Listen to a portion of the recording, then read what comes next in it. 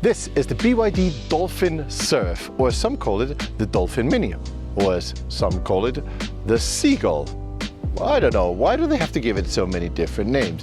Anyway, this is a entry-level hatchback. It's only 4 meters long, it's 100% electric, and it's available for less than 20,000 euros. This is what BYD calls the electric for everyone. Really? Is it? Let's check it out.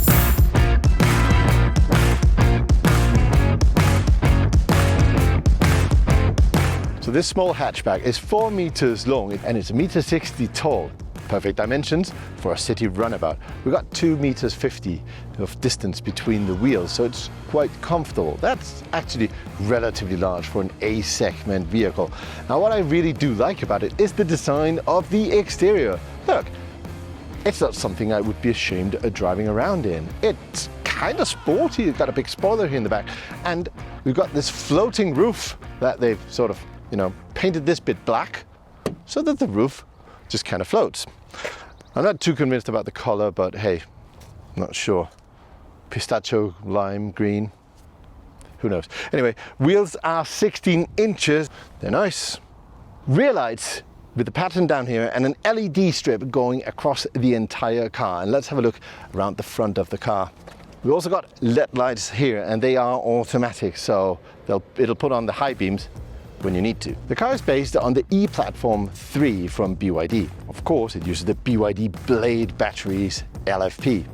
There are 3 different versions. The entry level, called Active, has got a 30 kilowatt hour battery and a 65 kilowatt motor. Then we've got the next level, which is the Boost, 43.2 kilowatt hours of battery. We've got 65 kilowatts of motor power, same as the previous one. And then we've got this one, which is the top of the line, called Comfort. Comfort has got 43.2 kilowatt hours of battery and 115 kilowatts of motor, which is the same as 156 horsepower. That's not bad. Range. Active has got 220 kilometers of WLTP range. Boost is 322 kilometers of WLTP, and the Comfort is 310 kilometers. Now we're going to test this car shortly for an entire week, and then we'll actually see how much highway range can we get out of it. But perhaps even more importantly, how much range are you going to get out of this car when driving around the city? Because it is, I guess, mostly a city runabout. Charging port is located front right, which is usually not my favorite place because when it's located here, it's typically behind the front wheels. But as this is quite a short car, you can see the distance from the charging port to the front of the car. It's not very far, so it's quite easy to park. And I know you have to park front first, which not everybody prefers to do, and sometimes it can be a little bit difficult, but it's such a small car, it shouldn't be a problem really. I do appreciate that even the entry level has got fast DC charging. So we got 65 kilowatt charging on the Active and 85 on the Boost or the Comfort. We've also got 11 kilowatts of AC charging, so this has got 3-phase charging even in the entry level. That's fantastic. Oh, and one thing more. It's got V2L, vehicle to load. You can plug in your barbecue here if you want to. Let's check out the space in the back of the BYD Dolphin Surf. So we've got 380 liters, but we've got a bit of an access in here. This is quite high up and it's quite wide, so you have to sort of heave your things into there. I guess you can fit 3 to 5 shopping bags in there. It's not the most amazing of space, but we have top tether for security here, and if we need a lot more space, we can actually just fold the seats quite neatly, and now we've got more than 1,000 liters of available space. So if the original 308 liters didn't look too impressive, actually you can take out this extra cover down here and access some additional space below. In fact, it's quite big. My butt fits in here. Aside from the standard Type 2 charging cable, you also get this device with the car, and that is your home charger, or it can be. At least you can charge in any outlet like this. You don't need any installation. It'll charge at 1.8 kilowatts, which is not fast at all. But overnight, you can easily get, say, for example, 18 kilowatt hours in 10 hours, which should be more than enough to drive this car for a day or two. So if there's 308 liters in the back, let's see how big of a frunk is on this thing. Gotta pull twice on a lever here, come to the front, and we can lift up the cover, and oh no, there is no frunk. However, there's quite a lot of space. I guess they could have somehow fitted one in there, but no, we'll have to make do with, you know, motor and stuff. The interior for a car of this size is quite spacious. I'm 6'4" or 1.90 m, and I fit perfectly well here in the front. In fact, I've got plenty of headroom. I'm comfortable driving this. The seats are imitation leather, and in this version, they're heated, both for me and for my co-pilot. Aside from heated, the seats are also electronically adjustable, both for me and for my passenger here next to me. This one can be adjusted up, down, back and forward. The one next to me can only be adjusted back and forward though. Materials in the interior are similar to what we've seen in many other BYD vehicles. For example, the steering wheel is exactly the same. This grey material here is what we've seen in the BYD Seal. There are, however, a few areas where you can tell that this is an entry-level vehicle. These hard plastics covering the door, for example. That's all right for the front. Let's see how much space is in the back. I've adjusted this car for my driving position. As you can see, my wrist falls just over the steering wheel. So let's see how much space is in the back of this car. Surprise, surprise, I actually fit quite well. I've got extra space for my knees. Well, I could have a little bit more headroom, perhaps. My hair is touching the top of the roof, but unless your child is 6'4", I don't think you need to worry about space inside this car. Now, this is a 4-seater, so there's no central seating here in the back. There's a flat surface here, so there's quite a lot of storage space. There's even a little bit where I can put a bottle down here. If there's one thing I'm missing in the back, however, USB chargers. Why are there no USB chargers for the kids in the back? So the car is permanently connected to the internet, and of course it's with over-the-air updates for life of the entire system in here.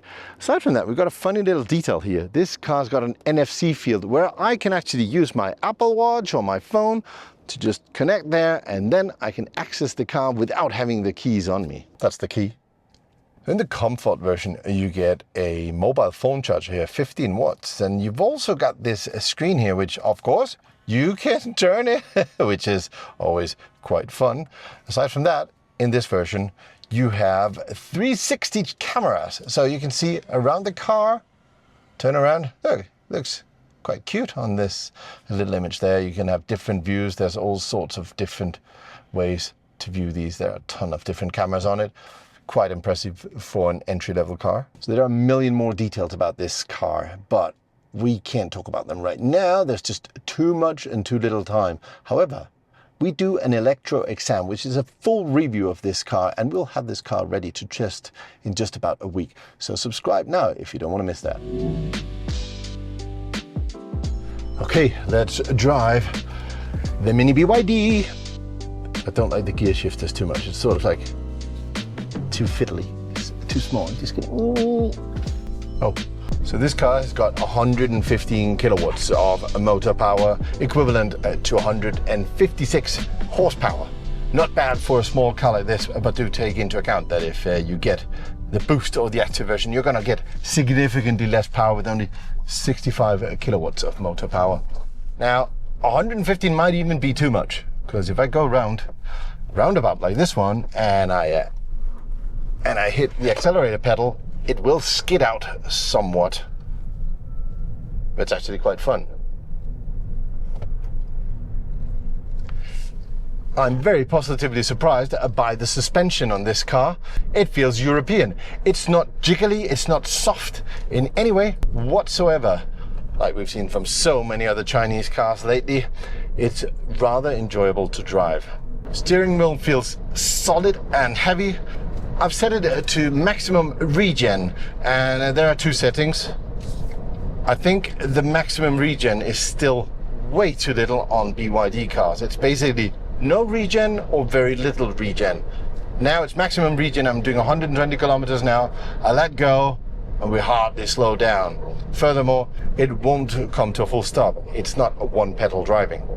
That's a shame, but it is something that BYD has never saw fit to put into their cars. Driving position is very comfortable. I've got an armrest on each side. I've got a nice steering wheel, feels solid. I've got good view out the front. Rear view is actually quite good as well.